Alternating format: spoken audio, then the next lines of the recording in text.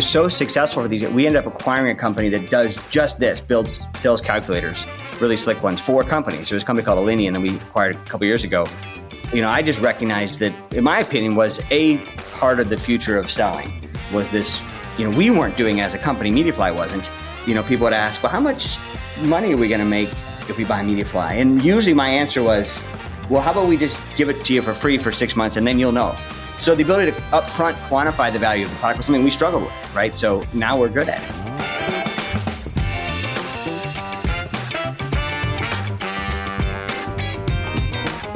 Hi, friends. Welcome to the Sales Enablement Podcast. I'm your host, Andy Paul. Now, that was Carson Conant. He's my guest today. He's the founder and CEO of Mediafly. But before we get to Carson, just want to say a few words about this episode, because with the release of this episode, it marks 5 years since my producer and son, Alec, and I launched this podcast. Now, at its launch, the podcast was called Accelerate with Andy Paul, and we really had no idea what we were doing. But we learned a few things along the way, and here we are 5 years and more than 827 episodes later, going stronger than ever. So I'm so grateful for all of you who have supported the show every step along the way. We're also so grateful for our guests who have given their time to help us make all of us just a little bit smarter every day. Okay, back to business. In this episode, I talk with Carson Conant about a range of topics. And we first start off talking about his family business and his connections to the legendary Earl Nightingale. Now, Earl was the real deal. He was an early pioneer of the personal development movement. And I remember listening to his cassette tapes in my first car while driving between sales calls. And my favorite, actually, was his session called The Boss, Why Your Customer is in Charge. Now, this talk is easily 40 years old at this point. So for everyone who thinks that the balance of power between buyer and seller has shifted just due to the internet, well, keep in mind, the buyer has always been in charge. Carson and I also dive into the current state of sales enablement. We talk about whether we're enabling sellers or just enabling sales processes. And we get into what pieces are missing from the current sales enablement mix, pieces that, if added, would truly enable all sellers to perform at higher levels. So a lot of fascinating insights there. Before we get to Carson, I want to remind you to subscribe to this podcast wherever you listen to it. And if you subscribe, we'd certainly appreciate it if you could give us your feedback about how we're doing in the form of a review. So thank you. All right, let's jump into it. Carson, welcome to the show. Thanks. It's great to be here. A pleasure to have you here. So for people who aren't familiar with Mediafly, heaven forbid, tell us what you do. So we're a sales content management platform. So essentially, we're the place where marketers will upload and manage all of their sales collateral. They'll distribute it to their sales organizations. Then the sales teams will present and share out of Mediafly. And then ultimately, all that stuff gets tracked back and gets back over to the marketers so they can measure the effectiveness of what sales content's working, what sales content's not working. And then they can iterate on that and kind of continue on that loop. So essentially, our job is to help sellers, present better through better content and help marketers understand what that content is. Got it. So I want to spend some time first talking about sort of the family business, Nightingale Conant. So maybe for people who aren't familiar, tell them who Earl Nightingale was.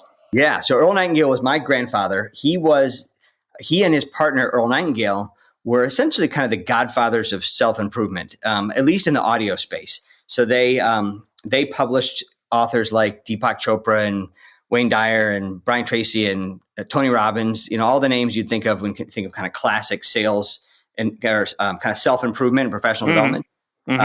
So primarily audio, started back on the record, and then it became cassette tape and then CD and then everything now digital. And I tell people stories. So my first job in sales, which was ages ago, and I was driving a hand-me-down car from my great aunt. The car was like 15 years old. Didn't have a dime to buy a car with, but I had a cassette player. And on calls, I was listening to Earl Nightingale tapes. Oh yeah, I think it was the Boss. I think was. You know what? The Boss is my favorite message that he has. So he actually, when I worked for Nightingale Conant, I republished a bunch of kind of the best segments from Earl Nightingale. And the Boss was one of my favorites. So when I started Mediafly, that whole concept of your customer will buy everything you ever own, and if you treat them well, they'll pay. They'll do right by you. And it's been a core essence of my company. That's so interesting that you know that name as well. Yeah, well, again, this in my generation of people that were growing up is Earl, Zig Ziglar, Brian Tracy. I mean, these were the names, self-improvement. If you were sort of into it, those are the people that you were listening to, and we were, I said, listening to them on calls between or in our car between calls. So we're out. That was early education. So it's funny. I looked at the library online of what Nightingale Conant offers, and to that point, I'm fascinated by the names that are still there. I mean, this classic content. Earl Nightingale himself, Zig Ziglar, Brian Tracy. Classic content, enduring content, I guess but I'm sort of curious how sales sort of break down by age group for that type of content. I mean, are the younger generation still inspired by Zig and Earl? So it's interesting. So, they sell most of their product now through Audible, and it continues to just stay at a pretty consistent place. And it's interesting. The classic stuff actually sells the best. So, and they'll kind of repackage different things together in different ways, different topics across different authors, and they'll do kind of these best of things. But I would say it's, at least for what Nightingale publishes, the stuff that's kind of the classic stuff continues to still be some of the best performing. I think it's still the best, right? So it's kind of timeless. Every once in a while you'll get a reference. I remember I listened to a Roger Dawson program once, and he talked about the newfangled answering machine, which kind of shocked you out of, But if a lot of the authors did a really good job in not mentioning things like that date themselves. If you'll notice that, Earl Nightingale won't mention very rarely will he ever mention how much a salary is, right? So you don't end up dating right. yourself. Whereas if he said he made a fortune, he made $50,000, right? It would ruin the connection. They still do a lot. They've started kind of re-recording some of them, with new talent, or a lot of those folks were men, and so they've been re-recording some of them, and from with women, so that's been helping different languages and things. So, but I still listen to Earl Nightingale. He's my favorite. I still listen to Earl Nightingale, every year. The Strangest Secret and a couple of others like The Boss, just on a regular basis. Yeah, I brought it up just because there's such a, what do I want to call it? I choose my words carefully here, but I find this notion that there's a modern seller, right? This is a distinction people want to draw. Well, in a modern sales organization, modern sellers, and it's really sort of a euphemism, I think, and used as one, sort of saying technology is handling this, and we don't need to be quite as human as we need to be before. It's not as much about that connection, and which I think is completely and utterly false and wrong and self-defeating. And gentlemen like Earl Nightingale and Zig Ziglar, it's classic stuff. I mean, what they talk about in terms of developing yourself and developing relationships with your customers is mirrored by what smart people are saying today. And it's timeless. I mean, you talk about, The Boss, Why Your Customer's in Charge. I just interviewed an author on my show, Robbie Kellman Baxter, wrote a book, The Forever Transaction. And she's talking about, you want to reach that sort of signal moment where a buyer transitions from being a customer to a member, right? From a mindset perspective. And that's really what Nightingale was talking about. Yeah. That's interesting. I haven't heard that program. But I love that saying is really interesting, becoming a member. And I do think that's The Boss, right? I mean, The Boss is, yes. if you can treat these people with just such respect and connection, they, and I always loved the saying that most other companies won't, right? So that I think there was a piece of The Boss where he says, if you do it this way, you will surpass a lot of your competition, because not everybody will, which and that's been part of our tenet since the beginning of Mediafly. And we found it to be true, right? You think it's obvious. You think that everybody's going to treat their best customers, even some of their, not best customers with white gloves. But I for some reason, I see that they don't sometimes, which is fascinating to me. Well, but isn't that sort of true, sort of in two levels? One is when the whole personal development business, right? When you think about it, is and this is a question that gets raised all the time: is are sellers today more invested or less invested in their own development than in the past? And again, you get a spectrum of answers. But in general, I think people sort of come down on the side of, well, they're sort of less invested, even though we've got millions of podcasts and blogs and da da da da. So again, I'm not really sure, what the real answer is. It's sort of hard to tell, but it's just. Yeah. Oh, go ahead. I'm sorry. No, it's a good question. I haven't really thought of it before. I definitely would say, if you think about, a couple of generations ago, or a couple of decades ago, it seems like the star salespeople did a lot of their own self-improvement, and you wonder if I don't know how much of that's being done today, or is it just that it's being done in really small bite-sized pieces, through blogs and podcasts and that kind of stuff. And it's not, it's not as much of like, I'm going to immerse myself for the next 8 hours of a program. Right. Is it just more bite-sized? I don't know. Well, I think that's an interesting question though, is part of the question, I guess, is I think the information consumed in bite-sized pieces more often, but can you really benefit as much unless you immerse yourself in it?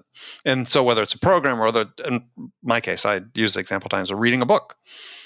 Yeah, I don't think there's anything that beats, and actually there's been research on this, is that reading books makes a difference, right? It's different than reading a blog. You have this experience, I guess, this extended experience and connection with this content, like you would with an audio program or an online training program that is not going to be replaced by just listening to this podcast, which of course everybody should, but or reading a blog article.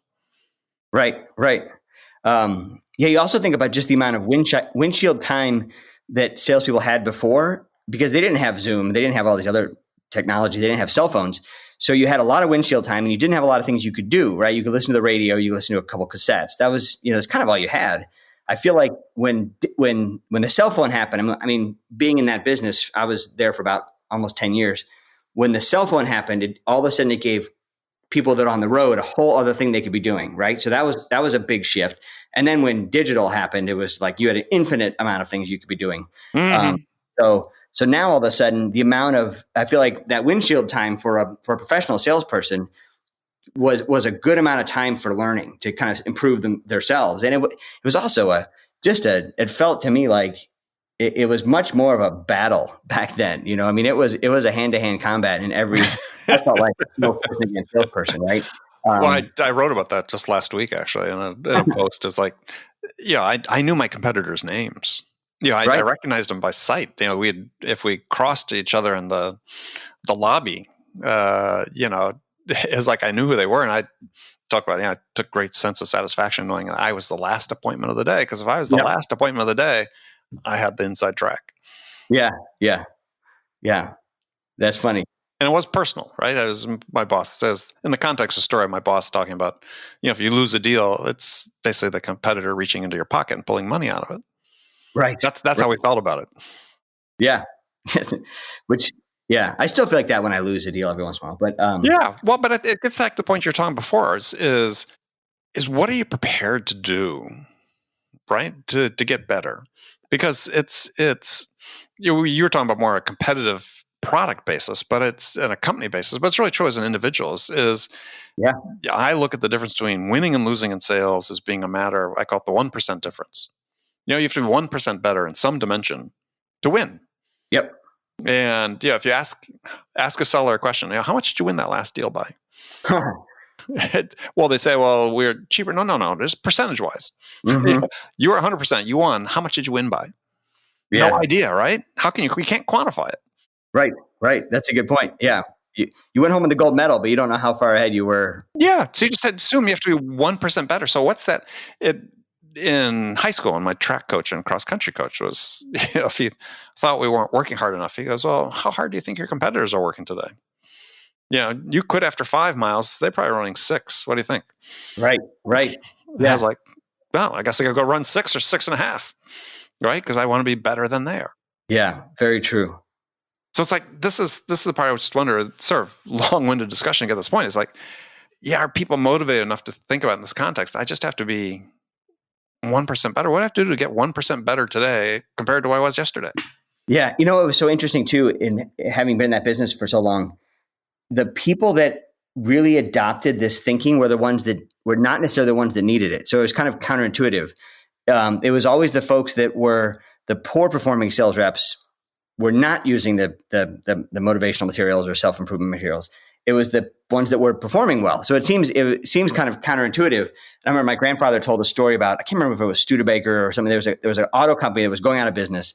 So they packed all the executives of Carson Conant and they drove, around that. They were in Chicago, so they drove over to Michigan, and they said, "We'll give you free products. We'll do all these different things." And the company said, "We don't need all your crap." So they were all dejected, got back in the car and drove over to Chrysler or Chevy, one of the other brands that was doing great, and they bought about $1 million worth of product. Unbelievable amount of product. They were already the ones winning, right? So the company that was struggling with sales had set, were the ones that said, "I don't need it." And then here you have this company that, their competitor that was already winning bought $1 million worth. So I always love that story. And I find myself now selling to sales organizations, and I see the same thing. I see, I'll go talk to multiple companies in the same industry, and the one that is their stock is declining and the company's struggling are the ones that don't buy. And then you'll find a company that's in full transformation and rock and roll, and those ones will buy. And it's I find myself in that same position my grandfather was in, which is it's really hard to convince the ones that don't get it to get it. Well, I wonder. So it sort of brings us back a little bit to the topic of the day. We're going to talk about some sales enablement topics. Is I was reading an ebook from another sales enablement vendor recently, and sort of paraphrasing, they had this line in there, just stop me, is that saying sort of the purpose of their tool was to be able to reduce the reliance on the judgment of the seller. And I thought, yeah, isn't that interesting? Because because to your point about, hey, if we can't get our bottom people to get better, we're just going to work around them. And I thought, wow, coming from a sales enablement vendor, I thought, really, shouldn't the goal of enablement be just the opposite, to enable sellers to better exercise their judgment?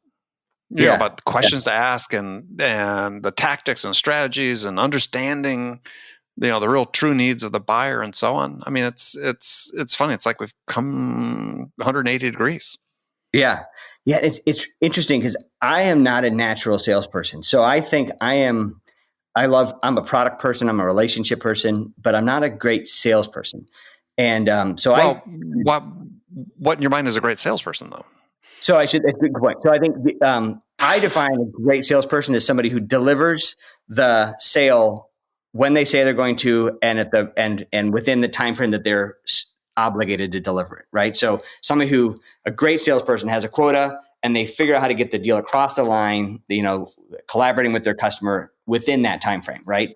Okay. I find a lot of people who are great at relationships, and the deal will come in, but it might come in a year late or 3/4 late.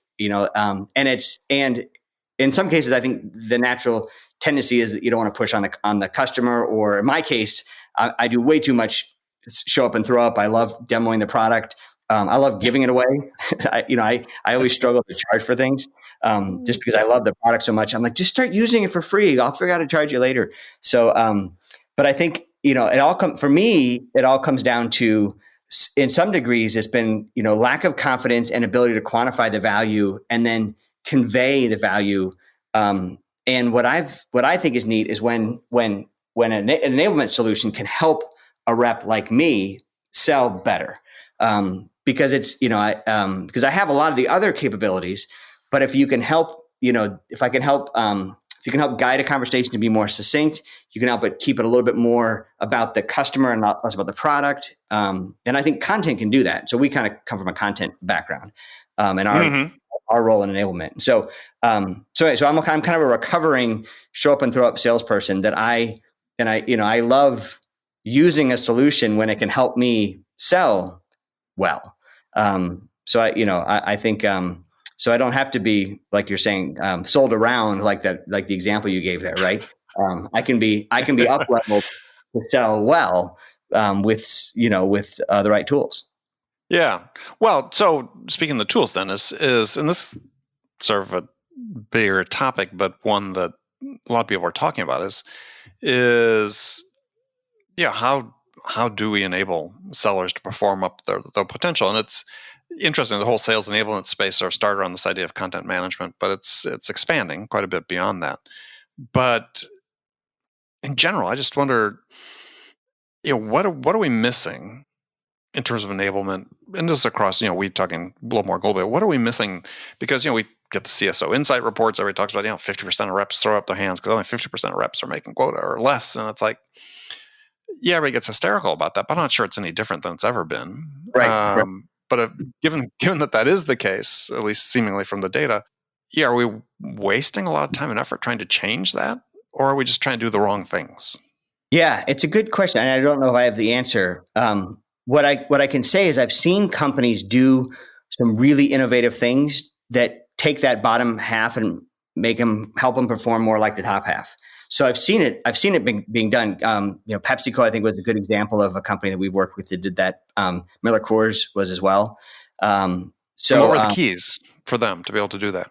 So in the case of PepsiCo, I think part of it was, they wanted everybody to adopt Challenger as kind of the core methodology of selling, which is hard to do when you have 10,000 salespeople. It's there's only so much training and that kind of stuff you can do. So some smart people within Pepsi realized, we can guide the sales conversation through content, so through the way that we organize content. So they actually revamped their content so it would follow Challenger and start with, challenge, drive insights was kind of a bucket of content. So rather than everything being super product oriented, they started to orient content around insights and then kind of through the Challenger method. So that was one thing, how they surface content. The other thing was just the ability to get access to high quality sales content in the moment versus having to have prepared ahead of time to get access to things was a big one. So all of a sudden you found people that were more confident to talk about things that were outside of kind of the sphere that they were really knowledgeable about. So that was, PepsiCo did a bunch of things, but those were a couple that really stood out to me. The thing that Miller Coors did, which I thought was really neat, was they figured out that some of their top sellers were using a very quantitative way of selling. So rather than saying, hey, bar, restaurant, you should swap out this tap handle, which I know is a craft beer and that's really cool for my beer, for a Miller Coors beer, that's a hard putt when the craft beer is really cool. But what some really smart people started doing is quantifying the profit you would make if you were to swap that out. So yes, maybe it's not as cool to go from X to Blue Moon, but look at how much more profit you make over the course of a year because you make more money per pull because it costs less and you're going to sell more of it, right? And so all of a sudden they took tens of thousands of people and all their distributors and turned them into value-based sellers, right? Or quantitative-based sellers, which would have been really hard, I think, if you had to train everybody and do all these different things. So they used content in a tool in concert with a objective, a transformation objective. And we see a lot of companies that do that. They really want to take people from being kind of transactional and make them more consultative and more quantitative. And so that to me is a good example of how you can take somebody who's just not confident talking that way. They either are not capable of it because they don't understand the quantitative, or maybe they just don't have the confidence in it. But so now if you give them a tool where they can ask a couple of questions and based on that, they can get some positive feedback from the customer and kind of go in a little deeper, it becomes a little bit more fluid. So anyway, so that, that variations of that are my favorite thing in the world when we see a company that wants to do that kind of stuff. And I've seen it work.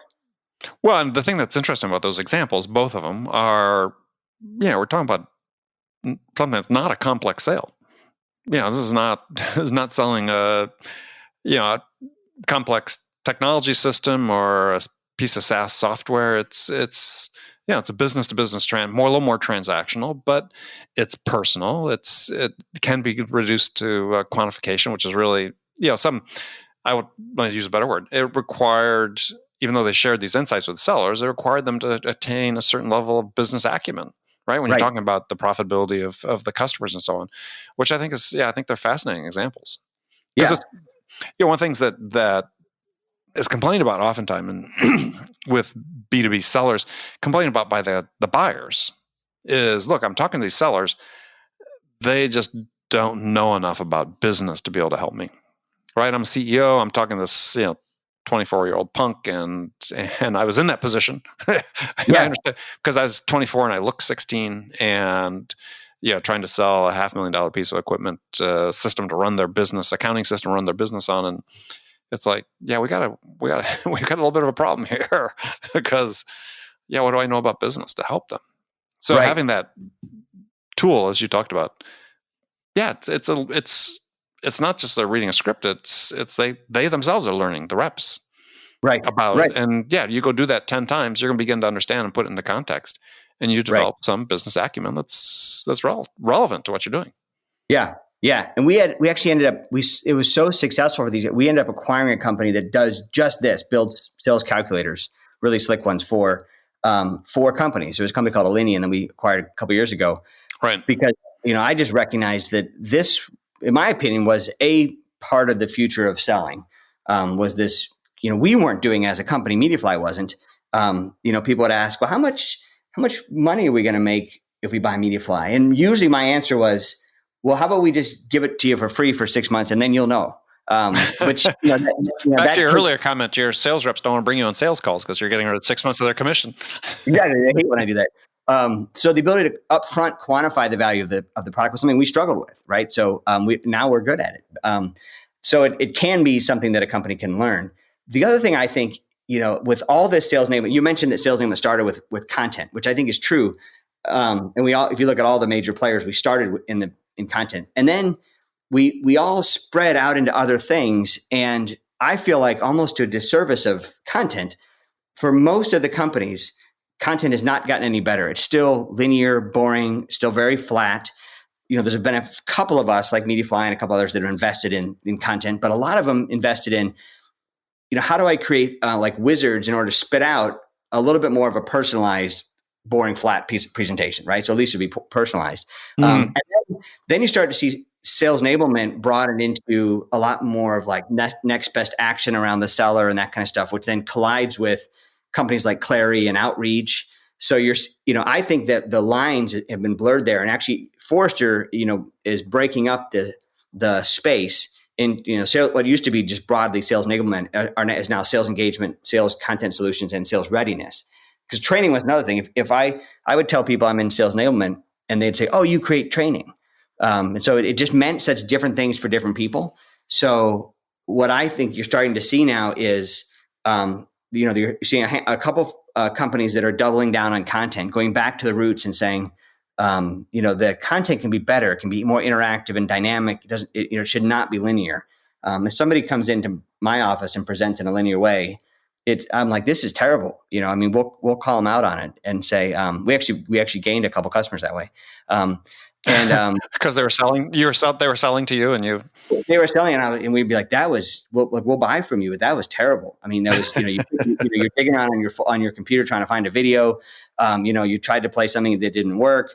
The presentation, I asked, I remember a good example. I had a company, an office supply company, come in, and they were coming in to present this cool solution they had for doing walls. And I brought my CFO to the meeting, and they had no idea the CFO was going to show up. And so he started hammering them with, well, how does this compare to if a contractor was to build this? And they were totally unarmed to have that conversation, right? And you could just see them get flustered. And that was a perfect example where the ability to pivot and be able to bring up content that's specific to the CFO and be able to quantify some things. I feel like that's what content does. And so we've actually shifted back, and it's worked tremendously well. The more we double down on content, the more we sell, which is really interesting. So when you say double down on content, meaning what specifically? Well, kind of two areas really. One is, so how do marketers create content that's more interactive and dynamic, right? So you think about, animations, things like that can be real cheesy in PowerPoint, but if done right, it can allow a story to build in a way, right? So rather than going through a very boring PowerPoint presentation, how do things build? How do things have some animation to keep people engaged? And the other thing is how do you make it interactive so that at any point in time I could go deeper, I could jump over to something else. It's fluid, right? So if you ask me a question, we can move in different directions. So we've created a bunch of authoring capabilities, and we've got partners that help do that, so that a company should not walk in and present in a flat linear way. So that's one thing. The other thing is just leveraging things like video. A lot of salespeople are terrified of using video because it fails them in the field. But video is useful. Now I'm not talking about bringing up a 3-minute video and saying we're going to watch this whole thing like you would in school. It's like we're going to watch this thing about how babies were born, right? But a short little video on a certain thing, even if it's no audio and running the background, is something that is super powerful. That if you look at most of the sales enablement solutions out there, you can have video, you can have flat presentations. They don't usually live well together. But if you put these things together, a marketer can author a much better story that the sales reps will use. Mm-hmm. So that's one thing. The other thing is tracking. Marketing has almost no visibility into what sales content was actually used in the field. I mean, it's really remarkable. If you look at what marketers have tracking on, we talked about 6 Sense, actually understanding which keywords people are looking for, what landing pages, how long do they spend on those landing pages. We have so much data about the lead that was formed, and then we toss it over to sales, and almost nothing, right? They don't know what was presented. The sales reps will give them anecdotal information. So we built this cool stuff that can track. We actually proactively figure out when a meeting happened, who it was presented to, and then we track it all back into CRM. And this is less about Mediafly, more just in general. What it gives marketers is that same level of like Google style analytics to, wow, this particular page is heavily correlated to deals closing, or this particular topic or content. So if you think about creating much more interactive presentations and then validating those things are working, and then using that to get more budget and create more interactive content, that you create this kind of self-fulfilling loop there. That so when I say double down on content, it's just we're doubling down on that loop. Better, more rich content, validating it's working, better, more rich content. And then we're partnering with folks like, Zoom and Outreach and other companies so that it's best in class integration from a data standpoint. We're not pretending to do those things. Right. Yeah. Well, so last question for you. And so I'm a big believer that individual sellers basically can only improve at sort of the rate at which their direct manager improves. And so we talk about sales enablement, but I really never hear people talk about sales management enablement. Management improvement. Yeah, right. Yeah. And so just wondering if you deal with that at all. You've heard anybody talk about that at all? It's not, but I just took a note. That's definitely an interesting topic. I would say we do deal with it to some degree. I would actually say in some cases it's probably marketing trying to bypass that limitation by marketers. To your point, which is there is a chance. I guess I think the good and bad is if you get a great manager, maybe you've got better sellers. But then if a bad manager can create bad sellers, then you've kind of created a bottleneck there, right? So either you have to deploy tools to make sure your managers are doing really well, or what I've seen a corollary to this would be distributors. So when I think of companies like Miller Coors and a bunch of others, you've got distributors that sell your products. You have a lot less influence on. You can't force them to do as much as you can if they're your own salespeople. So it creates a really interesting need for an enablement solution. And if you can get it to work in a distributor organization, it means you've really got something, right? Because they have to want to use it. Has to add enough value so they kind of pull on it. In a lot of cases, the distributors have to pay for some of this stuff. Right. And so it's not like other sales enablement solution where it's like, we're taking your portal away. You have to use this thing. So it's all stick, no carrot. So I think the same sort of thing is in play when you look at your own field people, which is that regardless of the manager, and the manager does, I think you're right. I think there actually is a whole enablement layer that should be done for managers. But the end salespeople should be able to sell more confidently and better, assisted with great content, interactive and quantitative, right? Yeah. And then the manager can either get in the way of that or can help accelerate it. Well, but to a point I think you were alluding to earlier, though, is that if you have, let's say, your average sales manager has 7 direct reports, Yeah, and you have a distribution of good to across the range of or perhaps capabilities in that 7 people. Is if it's a bad manager, they're all going to be less than they could than if it was a good manager. Right. So that's why I'm always sort of fascinated is that we spend all this money on $20 billion a year on sales training, supposedly in the United States, figure I saw, and of which we spend, again, the best estimates I could find is we spend less than 5% of that on training managers. And I'm like, well, if the managers are really the key to enabling the success of the individual through coaching and so on and so forth, shouldn't we flip that ratio and spend $19 billion a year training sales managers and $1 billion on salespeople? Yeah, it's interesting. In running Mediafly for about a decade, I can honestly say I don't remember a single deep conversation about managing or about enabling managers. So that's interesting. But I think you're right. I mean, I think they can really be a catalyst or a bottleneck. And there should be more focus from the enablement solutions from a training, all 3 of the pillars, right? Content, training, and readiness, content, and kind of insights and that side of things. There should be a focus across all 3 of those on the managers. Yeah, there should be. Well, that's part of the conversation we're having and trying to encourage here. So appreciate you taking part in it today. So, Carson, if people want to connect with you, how can they do that? So the best is LinkedIn. I live on LinkedIn or Mediafly.com. Excellent. Well, Carson, it's been a pleasure. We'll make you come back sometime and do it again. All right. This has been great. Thanks. All right. Talk to you soon. Okay, friends, that's it for this episode. First of all, I want to thank you for taking the time to listen. I'm so grateful for your support of the show. And I want to thank my guest, Carson Conant, for sharing his insights with us today. If you enjoyed this episode, please subscribe to this podcast, Sales Enablement with Andy Paul, on iTunes, Spotify, or wherever you listen to podcasts. If you could also leave us a rating or possibly a review, let us know how we're doing. Well, we'd certainly appreciate that. You can do all that on your phone in less than a minute as soon as this podcast is over. So thank you for your help. And thank you so much for investing your time with me today. Until next time, I'm your host, Andy Paul. Good selling, everyone.